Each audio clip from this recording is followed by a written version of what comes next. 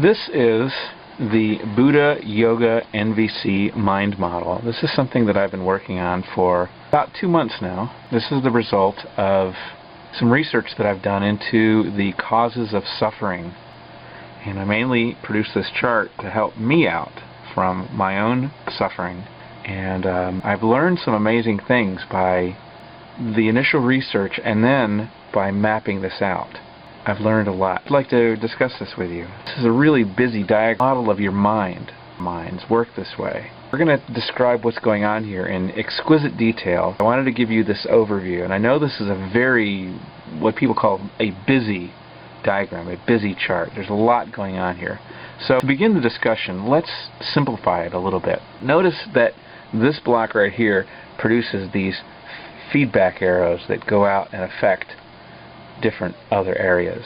And then this block here also has feedback arrows that affect other things. So let's turn off these feedback layers right now, and that simplifies it a little bit. But it's still pretty complicated. There's still lots going on. Now, these two blocks here, needs and strategies, this is important to a system called NVC, nonviolent communications. And we're going to say how these relate in a minute. But for now, let's turn these layers off. So first, let's turn off the strategies. Sorry. First, let's turn off the strategies layer, and now we're going to turn off the needs. Okay. Now, this is the basics of what's going on here. Now we can see the basis of the source of suffering and the path to bliss. See, a lot of people, okay, so the way it all starts is, it starts from an external object. It could be people, it could be things, it could be your bills, anything that you see in the outside world that comes in through your sense doors. This little block here, a little hard to see, but it's your eyes, ears, nose, skin, and tongue. We call that your sense doors. And from your sense doors, it flows into your cognitive mind, or your thinking mind. And from your thinking mind, it goes into your emotions, which could be, there's so-called negative emotions like fear, anger, hatred, sadness, envy, pride. But there's also these positive emotions too, joy, love, happiness, rapture. So from our emotions, we then produce a response to this whole state. We are going to come back to these other things we haven't talked about yet. So from our sense doors, through our thinking mind, through our emotions, then we produce a response. And we have a lot of choices here. We can take the high road, or we can take this road, the red path, or we can take the green path. The red path is the path where we actually resist our experience. And this block right here says things should be different. And a lot of activists, I was an activist for 10 years, I would say, fighting for all kinds of issues, from free speech to animal rights to environmental issues. And I found myself basically saying that things should be different. Well, things should be different for what? What's going to happen when things are different? Well, maybe I'll be happy. See, this mind model presents a different approach to living, that really happiness is the goal. The goal isn't to stop global warming. The goal is to be happy, or to stop global warming, or the Illuminati, or FEMA camps, or the goal is simply to be happy.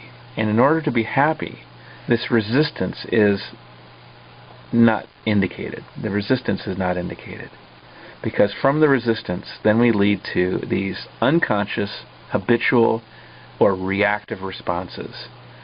And everything from, playing pity the innocent victim, and sometimes the innocent victim is ourselves. That's what the role that we like to play. Kill the evil other. We blame, we shame, we have hatred, depression, coercion, accusation, defense, punishment, retaliation, grasping, acting out, crisis, name-calling, cursing, gossip, suicide, sickness, violence.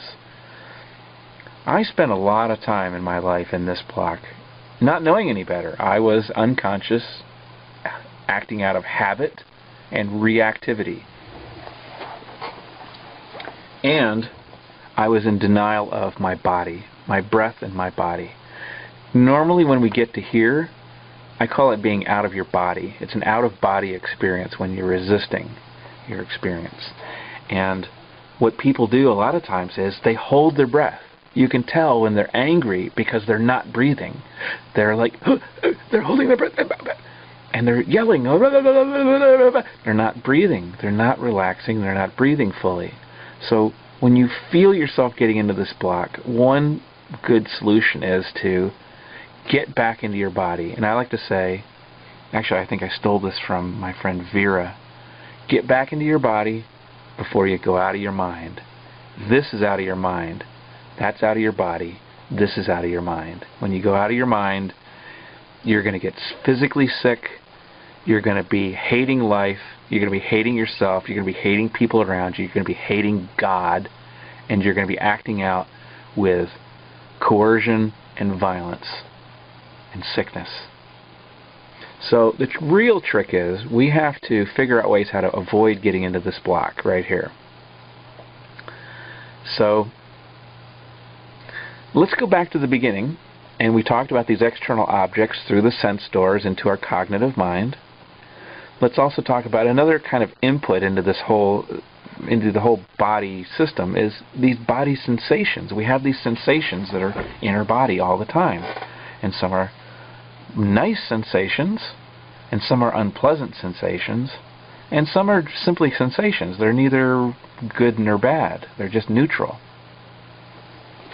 Another kind of input, which if you read, this is all based on Buddhism and yoga mainly, and Buddhist and yoga literature talk about 6 senses. The final sense we think of in the West, eyes, ears, nose, skin, and tongue. Those are the 5 senses. But they consider the 6th sense to be the mind. And what that means is the mind, mental fluctuations can be an input into your thinking mind. You can have memories of the past, you can be making plans for the future, or you can be having a fantasy or using your imagination. And from there, you can go into the cognitive mind. Now let's talk about the cognitive mind a little bit.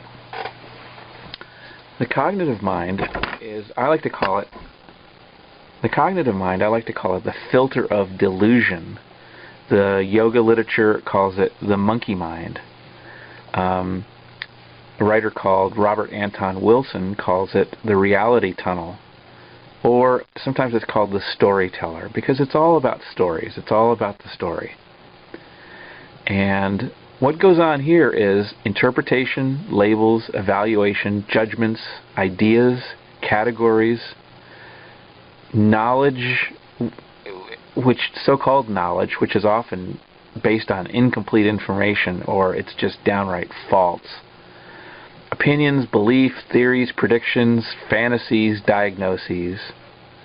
All of this stuff is really a danger zone, which is a little hard to normally get our minds wrapped around because we think of our thinking mind as a good thing, right? And now let's go back to this mind fluctuations for a minute. The yoga and Buddhist literature suggest that instead of having these living in the past, living in the future, or living in fantasy or in imagination, that we should cultivate a sense of, we should be centered in the here and the now, and that we can kind of cultivate a stillness of mind, which they call equanimity. It's a balanced mind, a still mind, a calm mind. And the way to accomplish that is to withdraw from sensual experience. Just a little bit. Just to pull yourself away from your senses just a little bit. Not be so attached to particular sensations or be craving for the pleasant sensations or having aversion for the unpleasant sensations. And that we can, instead of the chatter of the monkey mind, we can cultivate a correct vision of reality, which is largely without words and without thoughts. Because whenever we use words and thoughts, we really limit our sense of the physical reality. Now, I want to point out something. What goes on here, this is really talked about in an area of science called metalinguistics or general semantics. And what that says is that the ideas and words and the language that we use in our thinking really affects the kind of reality that we have. So there's a very deep, esoteric, metaphysical power in learning how to control this part of your mind, because there's new science coming out that's suggesting that with our mind we can create changes in the external reality. And we're going to show you how that happens here on this chart. That's going to seem very foreign to you, mind over matter. That's some kind of mystical mumbo-jumbo. We're going to explain to you, and it's going to make sense to you how this happens as we talked about this chart. It's perfectly based in science. So instead of having all these interpretations, evaluations, and judgments, all these ideas, all these thoughts, beliefs, opinions, theories, predictions, diagnoses, we can instead be cultivating correct vision. And the description of how to do this is found in the Buddhist literature. It's called vipassana. It's a form of meditation. It's also called mindfulness or insight. And Thich Nhat Hanh, a Buddhist teacher from Vietnam, calls it signless present moment awareness. Signless present moment awareness. Because words are like signs that point to actual objects. And sometimes we confuse the ideas with the actual objects themselves. That's what this is all about. So when we follow the green path, we notice that we start with cultivated stillness, we withdraw from sensual experience. With practice, we experience mindfulness and insight. We tend to start seeing, because, let me go back to one point here, to the beginning. The beginning slide says this: the seeds of our suffering or bliss lie in the character of our relationship to experience.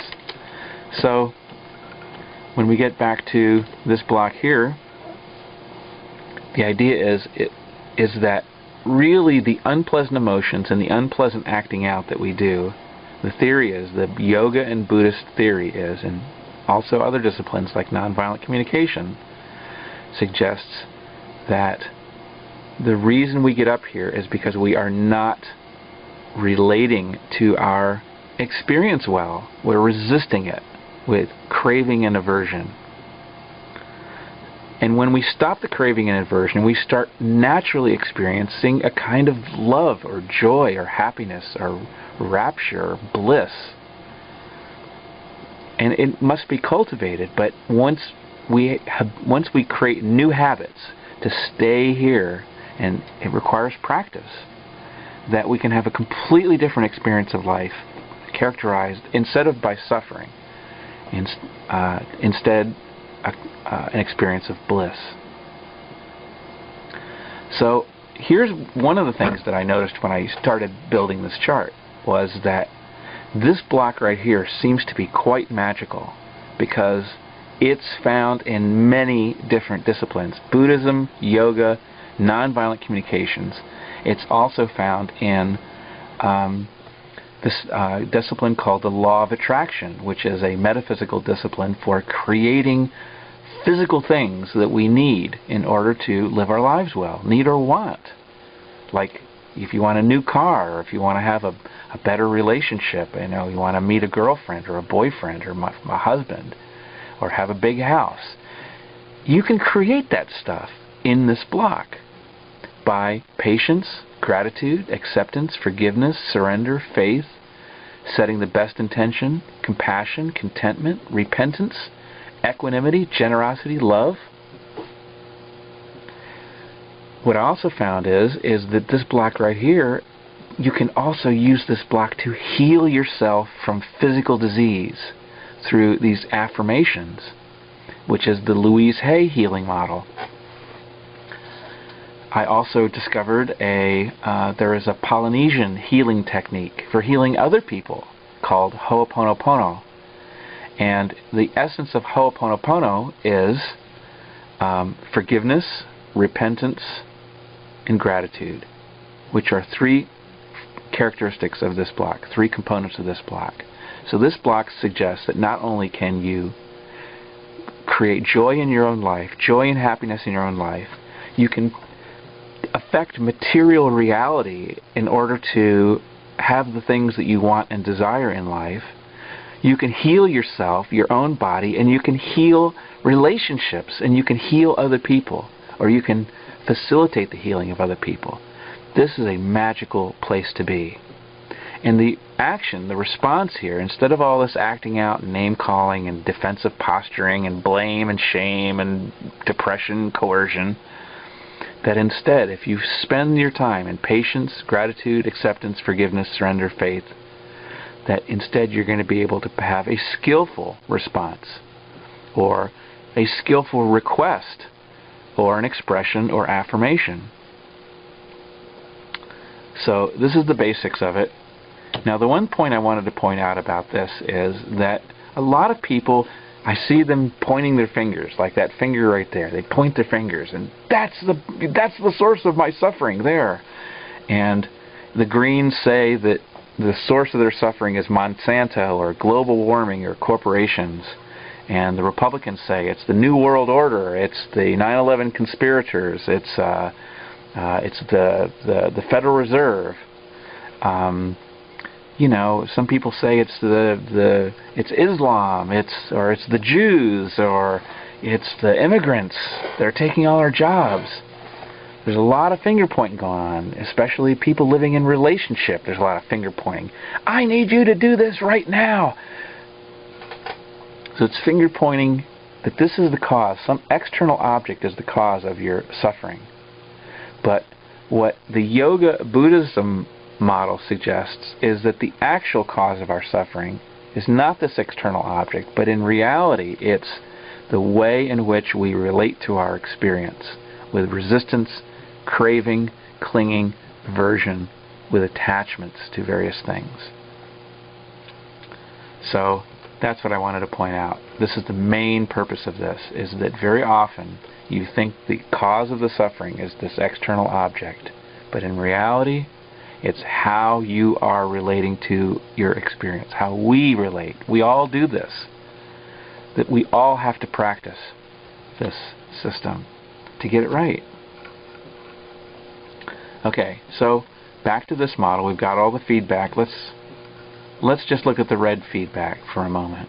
Now let's get rid of we can see the resistance affects the emotions, it affects the cognitive mind, it affects the mind fluctuations out here, and it affects the physical body. So when we resist our experience, this affecting the physical body here and here, this is really the source of a lot of sickness, a lot of physical illness. Okay, so let's just show you the worst possible state of things here, where we're going to take this whole green path here and we're going to eliminate it. So let's eliminate the green path entirely. This is the worst possible state. It's all red, it's all bad, it's all attachment, it's all delusion, it's all stories, interpretations, evaluations, judgments, theories and predictions. The emotions are all based on fear, anger, hatred, sadness, envy, pride, worry, doubt, guilt, shame. We resist all of this. We think things always should be different. We completely deny our breath and our body, and we act out in these unconscious, habitual, reactive ways. And our acting out, the suffering that we experience, provides physical feedback into the external reality. And this, it's not magic, it's not religion, it's not pseudoscience. This is a real feedback loop into the external reality. And ever since Descartes we've been thinking that there's this sharp division between the subject of the experience and the object. But really all of the new science coming out now, especially from quantum mechanics, is suggesting that there is a continuum between the observer and the observed, and that consciousness itself is a field.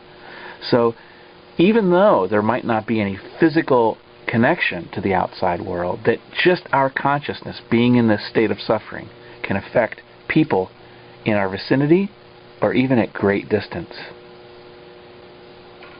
Now, you might not accept that, and I didn't for a long time, but read the literature.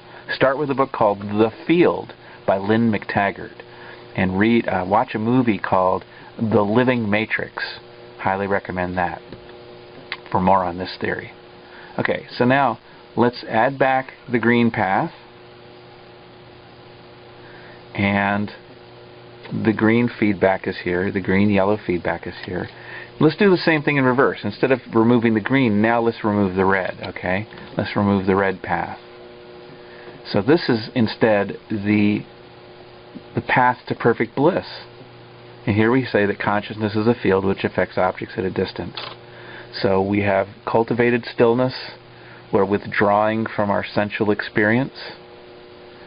We quiet our mind and we realize that in the now of this present moment, all of our needs are met. We cultivate correct vision. We let go of all of these negative motions with each out-breath, and with the in-breath we breathe in joy, love, happiness, rapture, ecstasy. We don't deny our thoughts or our emotions, whatever they happen to be. We just notice them without getting too involved, and we return to a focus on our breath and our breathing and our body feelings and our body responses. And we just note what they are. We scan our body, and we spend our time. You have to spend time in this block doing it. You can't just say, yeah, I got it. You have to spend time cultivating patience, gratitude, acceptance, forgiveness, surrender, faith, best intention, compassion, contentment, repentance. That's saying you're sorry. Even if you don't feel like you did anything wrong, say you're sorry anyway.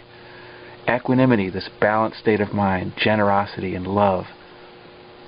You have to spend time doing it. And the more you spend time in doing this, the more these rays of feedback will, like sunlight, nourish your emotional mind, your cognitive mind. It will nourish your body. And this too your experience of bliss, because consciousness is a field, will feed back to the external world and maybe change your external reality. So this is the path to perfect bliss. You can find this at tinyurl.com/mindmodel. There's links that will take you to my Flickr site where all of these diagrams are located. And we encourage you to try the experience of bliss, and that nobody is excluded. Everybody can do this. Everybody can learn this system. And the more people that learn the system and do this practice, the more there will be less and less violence in the world, less wars, and we can have a idyllic way of living, and we all can be happy. So this is my Buddhist Yoga NVC mind model. I hope you enjoyed it. I'm Bill Houston. Thank you for listening.